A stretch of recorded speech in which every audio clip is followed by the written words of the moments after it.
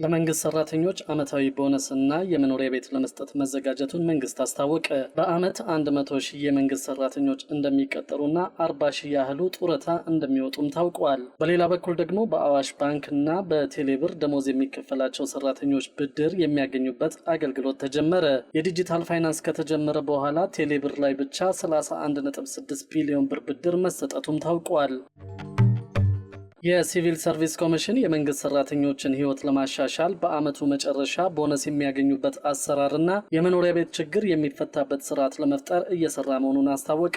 የህዝብ ተወካዮች ምክር ቤት የሰው ሀብት ልማት ስራ ስምሪትና ቴክኖሎጂ ጉዳዮች ቋሚ ኮሚቴ የሲቪል ሰርቪስ ኮሚሽንን የ2018 በጀት ዓመት የመጀመሪያ ሩብ ዓመት አፈጻጸም ሪፖርትን ሲገመግም ነው ይህ የተገለጸው። የሲቪል ሰርቪስ ኮሚሽነር ዶክተር መኩሪያ ኃይሌ ከተጀመረው የሪፎርም ስራ ጋር በተገናኘ የማትጊያ መመሪያ ለማውጣት ዝግጅት ተደረገ መሆኑን ገልጸው በዚህ መመሪያ መሰረት በየዓመቱ ጥሩ ውጤት የሚያመጡ የመንግስት ሰራተኞች ቦነስ የሚያገኙበት ሁኔታ ይፈጠራል ብለዋል። ከከተማ ልማትና መሰረተ ልማት ሚኒስቴር ጋር በመሆን የመንግስት ሰራተኞች የቤት ችግር የሚፈታበትን መንገድ እየተነጋገርን ነው። የመንግስት ሰራተኞች በማህበር ተደራጅተው ቤት የሚያገኙበት አሰራር ይፈጠራል ሲሉ ኮሚሽነሩ ተናግረዋል። ኮሚሽነሩ ባቀረቡት ሪፖርት በዓመት 100 ሺህ የመንግስት ሰራተኞች እንደሚቀጠሩ፣ 40 ሺህ ያህሉ ጡረታ እንደሚወጡና 30 ሺህ የሚሆኑት ዩኒቨርሲቲ እንደሚገቡ ገልጸዋል። በመንግስት የሪፎርም ሂደት ሰራተኛ ሊባረር ነው ሲባልና ሲነገር የነበረው አሉባልታ ነው ያሉት ኮሚሽነሩ በሲቪል ሰርቪስ ሪፎርም ምክንያት አንድ የተባረረ ሰራተኛ አለመኖሩንና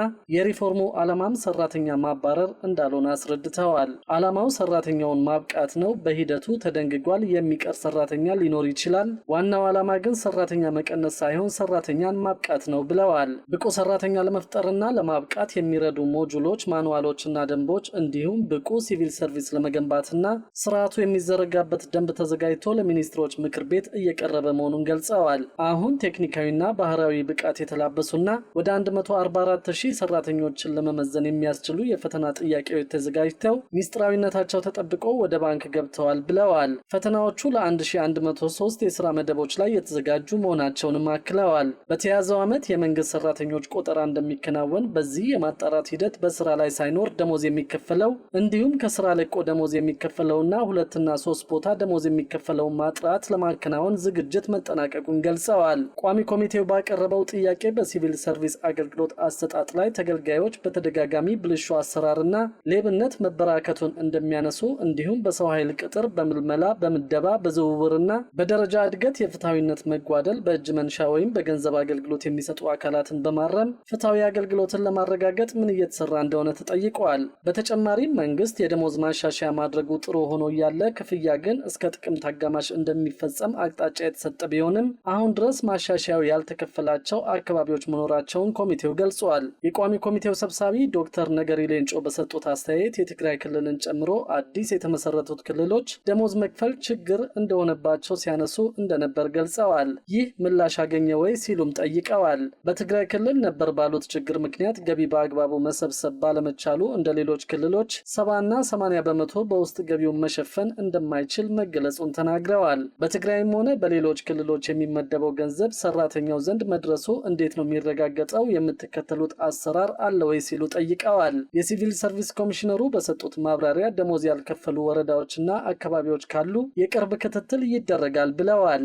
የትግራይ ክልል የደሞዝ ጭማሪው ከተፈቀደላቸው ክልሎች አንዱ መሆኑን፣ ገንዘቡን በየወሩ እየተላለፈ መሆኑንና ክልሉም ክፍያውን መፈጸሙን አምነናል ሲሉ ተናግረዋል። ይሁን እንጂ ለደሞዝ ጭማሪ የተፈቀደው በጀት ለዚህ ስራ ብቻ መዋሉን ለመከታተል ስራ አዘርግተን የምንከታተልበት ሁኔታ የለም። ተቋማት ግን በቢሮዎቻቸው አማካኝነት ያለውን አፈጻጸም ሪፖርት ያደርጉልናል የሚል ምላሽ ሰጠዋል። ኮሚሽነሩ ቅጥርና የሰው ኃይል ስምሪት በአርቲፊሻል ኢንተለጀንስ አማካኝነት ለመጀመር ቅድመ ዝግጅት መደረጉን ገልጸዋል። የዓለም አቀፍ የኢንዱስትሪ ክፍፍልና የሙያ ምድብ ልምዶችን ባማከለ አሰራር ገለልተኛ የሆኑ መለኪያዎች እንዲኖሩ በማድረግ አደረጃጀትና የሰው ኃይል ብዛትን ለመወሰን የዓለም አቀፍ ምርጥ ተሞክሮን በመውሰድ የሰው ኃይል እንዳይበዛና እጥረትም እንዳይኖር የስራ ሂደት እየተቀረጸ መሆኑን አስረድተዋል።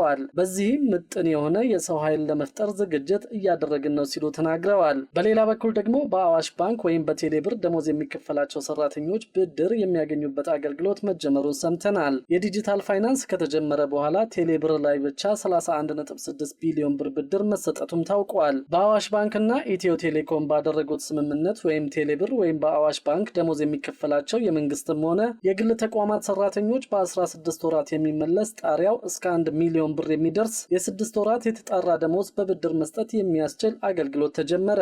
ኢትዮ ቴሌኮም እና አዋሽ ባንክ 4 አይነት የፋይናንስ አገልግሎትን ማግኘት የሚያስችል ጥላ የተሰኘ የፋይናንስ አገልግሎት አስጀምረዋል። በስነ ስርዓቱ ላይ የተገኙት የኢትዮ ቴሌኮም ዋና ስራ አስፈጻሚ ወይዘሪት ፍሬህይወት ታምሩ እንደገለጹት አገልግሎቱ የዲጂታል ፋይናንስ አገልግሎትን በመጠቀም በቴሌብር ወይም በአዋሽ በኩል ወራዊ ደሞዛቸውን ለሚቀበሉ ሰራተኞች እስከ 1 ሚሊዮን ብር የሚደርስ ብድር እንዲያገኙ የሚያስችል አገልግሎት ነው። ሌላው አገልግሎት አነስተኛ ብድር ለግለሰቦች የሚቀርብበት ሲሆን ይህም እስከ 15 ቀናት ለሚወስዱ 5000 ብር፣ በ40 ቀናት ለሚመልሱ 12000 ብር እንዲሁም በ75 ቀናት ውስጥ ብድራቸውን ለሚመልሱ እስከ 16000 ብር ብድር የሚያገኙበት አገልግሎት መሆኑን አስታውቀዋል። ለአነስተኛ ተቋማት ደግሞ ከ1 ወር የማስከፈያ ጊዜ እስከ 6 ወራት የሚሰጥ የብድር አገልግሎት የቀረበላቸው ሲሆን በዚህም ከ50 ሺህ እስከ 150 ሺህ ብር መበደር ሲያስችላቸው አገልግሎት ለመስጠት አዋሽ ባንክ 2 ቢሊዮን ብር ማዘጋጀቱ ተገልጿል። የቁጠባ አገልግሎትን በሚመለከት መደበኛ ቁጠባ ለሚጠቀሙ ሰዎች በየቀኑ የሚታሰብ እስከ 7.15 በመቶ፣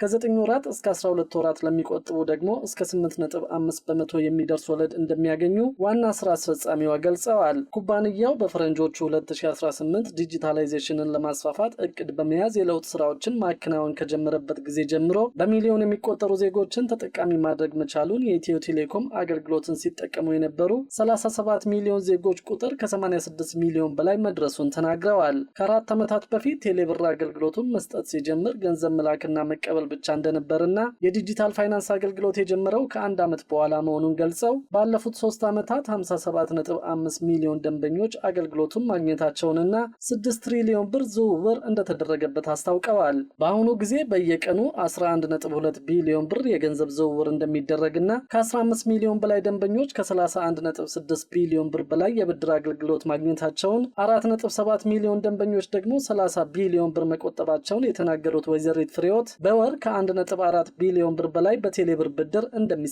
ገልጸዋል። የአዋሽ ባንክ ዋና ስራ አስፈጻሚ አቶ ፀሐይ ሽፈራው በበኩላቸው ባንኩ 1000 የሚጠጉ ቅርንጫፎች እንዳሉትና ከ15 ሚሊዮን በላይ ደንበኞችን ማፍራቱን አስረድተዋል። ባለፈው የሂሳብ ዓመት የተቀማጭ ገንዘብ መጠኑ ከ100 ቢሊዮን ብር በላይ ማሳደግ መቻሉን፣ በአሁኑ ወቅት አጠቃላይ የተቀማጭ ሂሳቡ ከ330 ቢሊዮን ብር በላይ ማድረስ እንደተቻለ አስታውቀዋል። እስከ ፈረንጆቹ ሰኔ 2025 መገባደጃ ድረስ ለተለያዩ የኢኮኖሚ ዘርፎች ባንኩ የሰጠው ጠቅላላ ብድር 220 ቢሊዮን ብር በላይ መሆኑን የገለጹት አቶ ፀሐይ ከቴሌብር ጋር በጋራ በመሆን ይፋ የተደረገው ጥላ የተሰኘው የፋይናንስ አገልግሎት የባንኩን ተደራሽነት እንደሚያሰፋ ጠቁመዋል።